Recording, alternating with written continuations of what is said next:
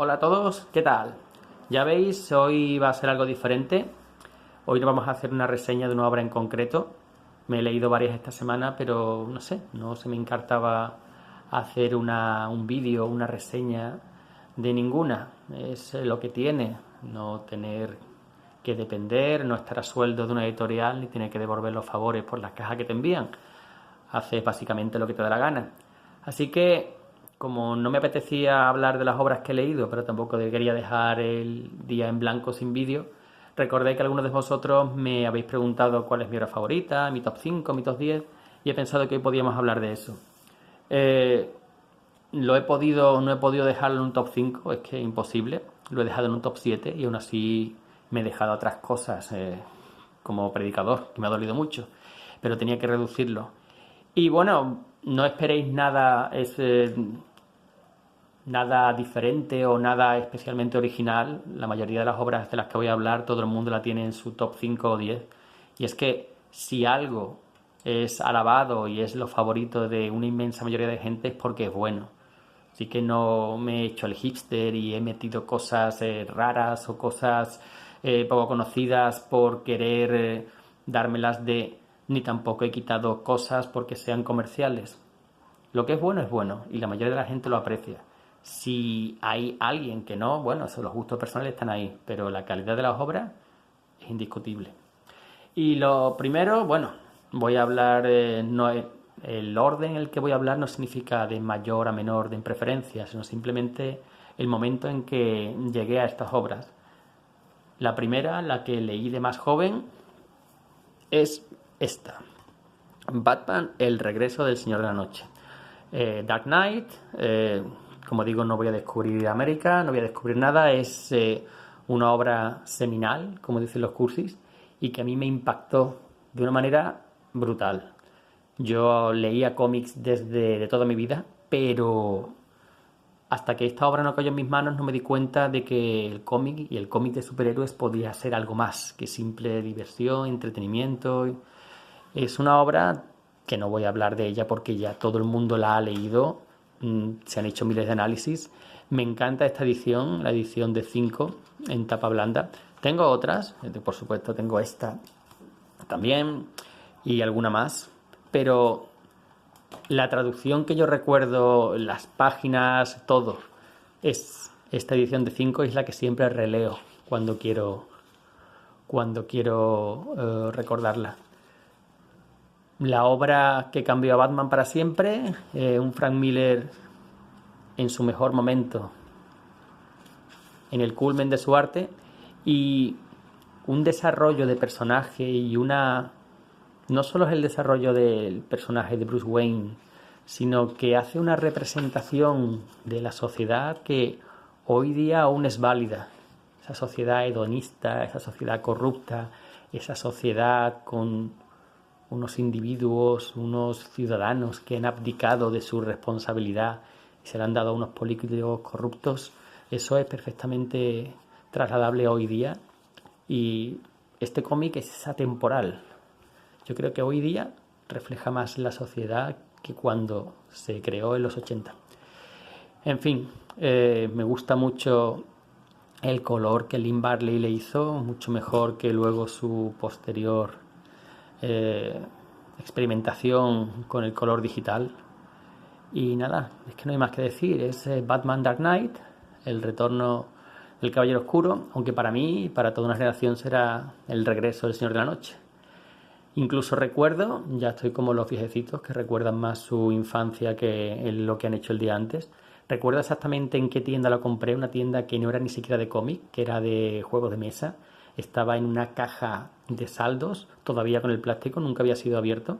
Y por supuesto yo había escuchado hablar de esta obra, pero no la había leído. En aquella época no había internet, no había escaneos y no tenía un duro. Así que fue mi tesoro durante muchísimos años. Esta es la primera. La segunda, esto me costó años encontrarla. La leí de joven, me la prestaron y nunca pude volver a encontrarla porque durante años estuvo descatalogada, por problemas legales no se pudo reimprimir y encontrarla era una odisea y carísima. Y por suerte la encontré en esta edición en tomo que lo que es la vida. Uno de mis suscriptores fue el que me la vendió mucho antes de que yo supiera, bueno, mucho antes de que yo empezara a hacer vídeos ni nada. Casualidades. ¿Qué hora es? Pues Miracleman de Alan Moore. Fue un shock tan grande para mí como el Dark Knight, como la obra anterior.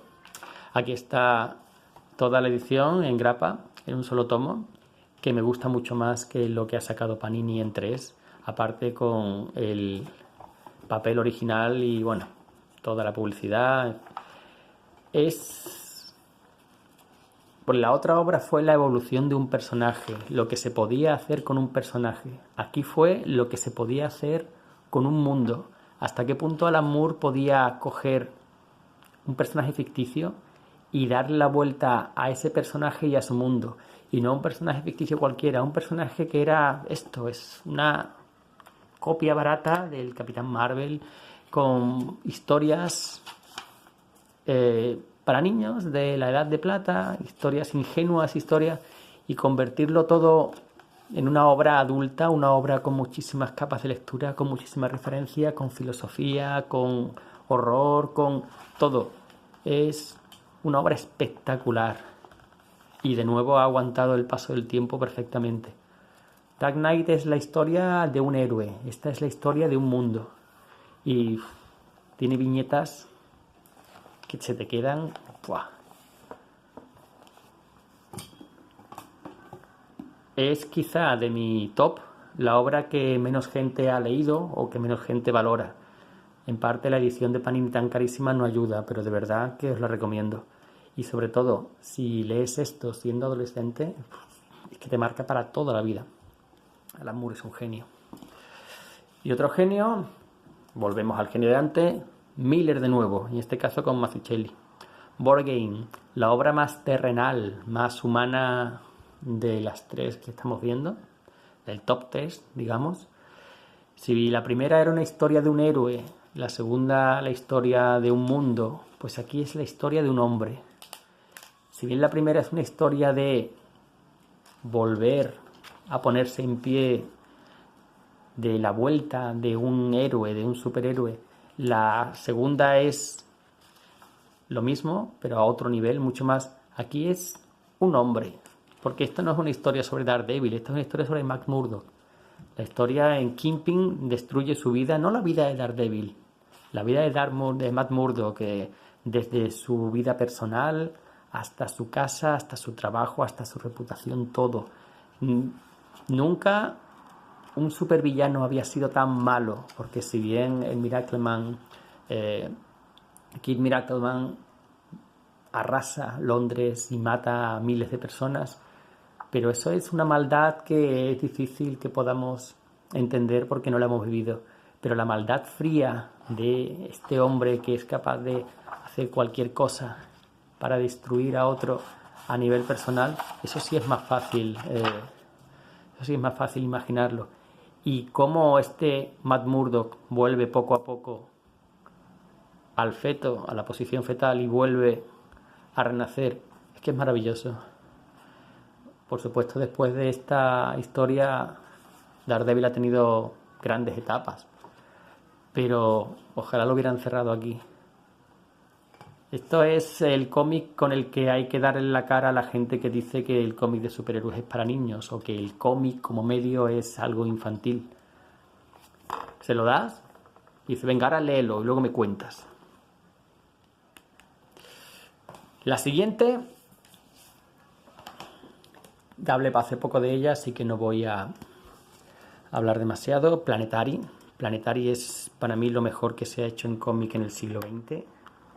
Es la obra total, la obra que hace un repaso y un recorrido y un homenaje a todos los hitos de la cultura pop del siglo XX.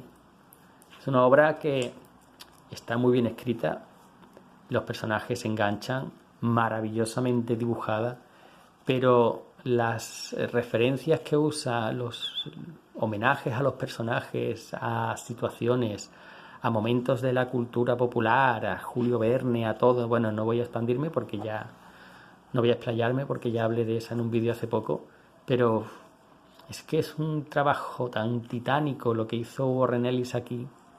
Y además lo lees una y otra vez y tú lees esto cuando salió en los 90 y te maravillas, pero luego sigues leyéndolo y ya te has desarrollado como persona, como tienes más lecturas, tienes más referencias, y vas descubriendo cosas una y otra vez. Es una obra que nunca te cansas de leer. Y por supuesto con un dibujazo. Joder, aquí John Cassaday, ¿quién te ha visto y quién te ve? Una maravilla que hay que leer por lo menos una vez al año. ¡Ops! Se me ha pasado. Un segundo. Antes de esta iba otra. Antes de esta iba, cronológicamente por supuesto, Sandman. Sandman de Neil Gaiman.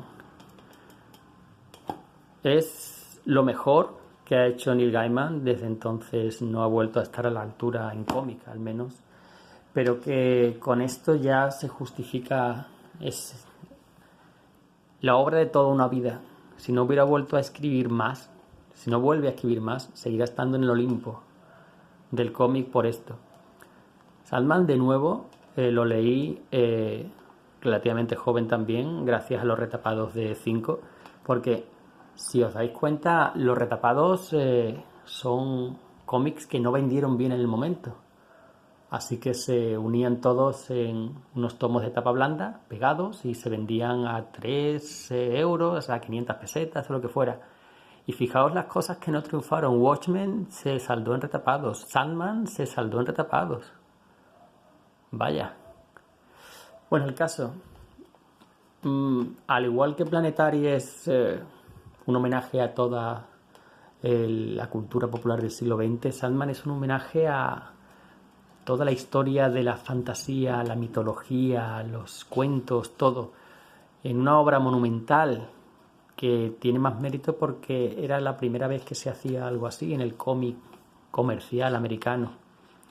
Planetary tiene mucho mérito por cómo es y por lo que es, pero ya había habido antes toda una editorial, Vértigo, que había creado obras como 100 balas, obras muy largas, obras alejadas del típico cómic de superhéroes, así que el público y las editoriales estaban más que predispuestas a aceptar ese tipo de historias. Pero Sandman, no había habido nada como Sandman antes.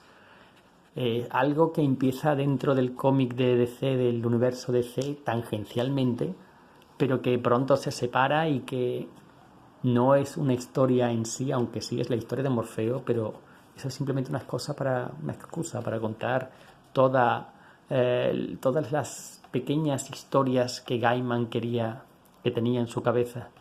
Gaiman es un gran escritor, pero sobre todo brilla en las historias cortas, en el pase al pie. Recuerdo su libro que han hecho una serie ahora, el de los dioses, que el libro está bien, pero la historia de los vikingos, en las que en 3 páginas te cuenta cómo una expedición vikinga llega a América y allí encuentra a los nativos americanos y lo que ocurre, es magistral. Luego sí, tiene historias grandes, los hijos de Nancy y tal, pero es en historias cortas en donde brilla. Y aquí es una historia hecha de retazos, de pequeñas historias, como una manta de patchwork, a cada cual más bonito, a cada cual más, y con todo el entorno de la mitología, todo el entorno de esa cultura milenaria, los mitos, Grecia, todo, y enclavado en el universo de DC. Qué bueno. Otra de esas historias que hay que leer al menos una vez al año, y con personajes que muerte. ¿Quién había creado un personaje así antes? ¿Quién no se enamoró de este personaje, sobre todo siendo adolescente? Le acusan de ser flojo en el aspecto gráfico, y tiene razón al principio sobre todo, pero después tiene a gente de muchísimo nivel. En fin, ¿qué deciros? Todo el mundo ha leído a Sandman, o todo el mundo debería haberlo leído. Ya os dije que no iba a descubrir nada nuevo. Y una de las cosas que estoy que más aprecio, fijaos lo que decía de historias cortas. Estas historias cortas, Exiliados, con John J. Muth, es que es genial. En pocas páginas la historia que te cuenta, los personajes que te presenta, o esa historia también, Miedo a volar. Esas frases finales, es cuando el artista tiene miedo de crear su obra por si falla, y esa metáfora de caer en sueños, dice, sí, a veces cuando estás escalando caes y mueres, pero a veces cuando caes vuelas. Es que es una genialidad. Y por supuesto las historias de Shakespeare con Michael Zully, una joya. Y esto, como digo, es una de mis posesiones más valiosas, la edición de Planeta. Ya entrando en el nuevo siglo, Scalpe, totalmente diferente al anterior y juega en otro nivel, pero casi igualmente bueno. Una serie que empieza, para mí, bastante floja, con unos primeros arcos que a mí no terminaron de engancharme, que hicieron casi que dejara la serie. Estuve a punto de vender el primer tomo, pero que una vez que la lees y una vez que empiezan a desarrollarse los personajes y las tramas, y cuando el dibujo de Guerra empieza a coger fuerza y a coger seguridad, esta es una serie de personajes de un nivel. Siempre lo comparo con Juego de Tronos, con Martin, George R. Martin. La evolución de los personajes, cómo plasma su vida, sus miserias, sus sueños. Es que empatizas con todo, incluso con personas que si te cruzaras con ellas ni le mirarías, Aquí eres capaz de empatizar incluso con el peor de todos, porque todos tienes un motivo para ser quien es, por qué es así. Todo se explica y nada sale de la nada. Una serie que, de nuevo, os recomiendo, que por suerte está disponible en el bot todavía, y que tiene una serie de microhistorias que, más que distraer de la trama principal, la rellena, le da contexto, una auténtica maravilla. Puede que Paletos Cabrones, que Southern Bastard, llegue a superarla. No me extraña, porque en menos páginas ha igualado en calidad a la serie. Si logra cerrarlo bien, quizás sea superior incluso, una obra más madura de Aaron. Pero mientras tanto, esto es su obra maestra y una obra maestra del cómic. Y vamos a lo menos conocido, que ya he hablado también de ello, así que no voy a explayarme.